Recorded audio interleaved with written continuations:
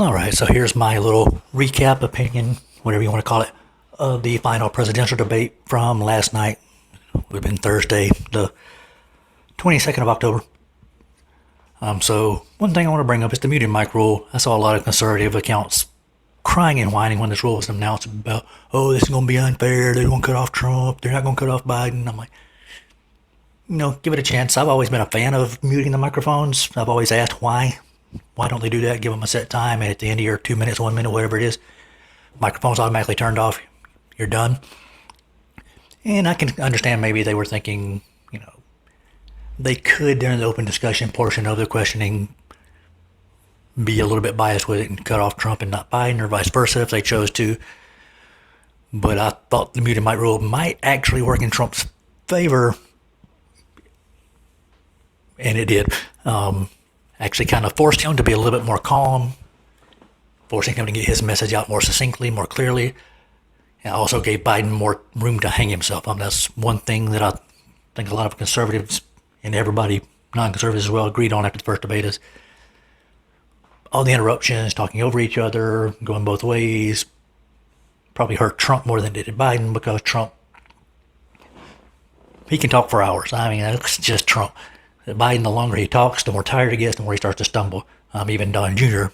said there was times during that first debate that he wishes his dad would have backed off and just let Biden continue to talk and expose himself a little bit. One big noticeable thing, I've seen a lot of people state this, and I agree, is that Trump kind of was giving a message of hope and optimism. We're going to get past the COVID thing. We're going to get the economy back. We're going to move forward. We're going to work together. We're going to get through this. Biden was more of a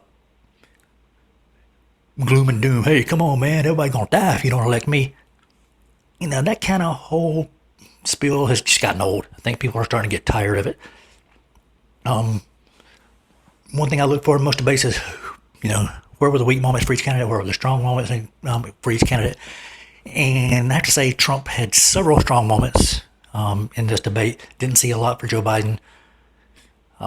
One key, I think, that resonated a lot with Trump's voter base is he did remind everyone that, he's an outsider. He's not a career politician. He even stated, hey, you guys didn't get anything done. You're the reason I ran. And that's why people voted for it. That's why they elected him. People were getting tired of career politicians. He also hammered Biden on his long career of getting nothing done. You've been in office you were in office for almost 50 years, going back for your time in the Senate and time as vice president together. And, his biggest quote unquote accomplishment was the crime bill, which he's now trying to distance himself from because it was not a good bill, actually hurt the color community. And you could see as the night went on, especially toward the end, Biden was clearly getting rattled. He was resorting to just lying over and over. Of course, like I say, as politics debates, they're going to stretch the truth, to put it politely. But just a couple of those lies he, claimed when Trump brought up people losing their coverage under Obamacare. Biden's like, oh, that's not true. That didn't happen. It did. Trump also continued to hammer him on why he was unable to do anything he claims he was going to do now during his 8 years as vice president. You were in there. Why didn't you help get this type of stuff done? Biden's excuse, oh, we had a Republican Congress. Not the first 2 years of the Obama-Biden administration. They actually had Democrat majorities in the Senate and the House. They actually had a supermajority. They still didn't accomplish any of the stuff that they're claiming they would have gotten done. Of course, he's still going back and forth on the whole fracking thing. When Trump brings it up, oh, no, I never said I was going to ban fracking. Love that moment from Trump. He's like, it's on video. Biden angrily yells, well, post the video. Well, check Trump's Twitter. Not but a few minutes after the debate, video is already up. There's actually an article over here on the Gateway Pundit from John Nolte entitled, Here are 11 of Joe Biden's biggest debate lies. I'm not going to read it on the video just for time constraint purposes, but you can read them through them yourself. I'll put a link to the article in the description for you. Just kind of breaking down 11, and there was more than 11, but these are 11 that they chose to focus on here. The other thing that I really liked is Joe pressed Biden on the Hunter Biden laptop situation.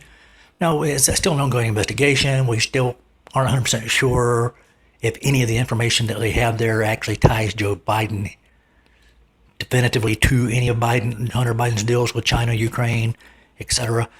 We'll wait and see as they bring up more information is released.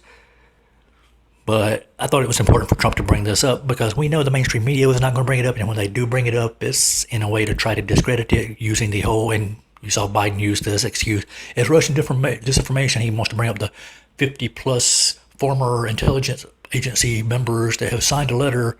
Well, none of them have seen the laptop. Those that have seen it, like DNI, Ratcliffe, say there is no evidence that there is actually Russian disinformation.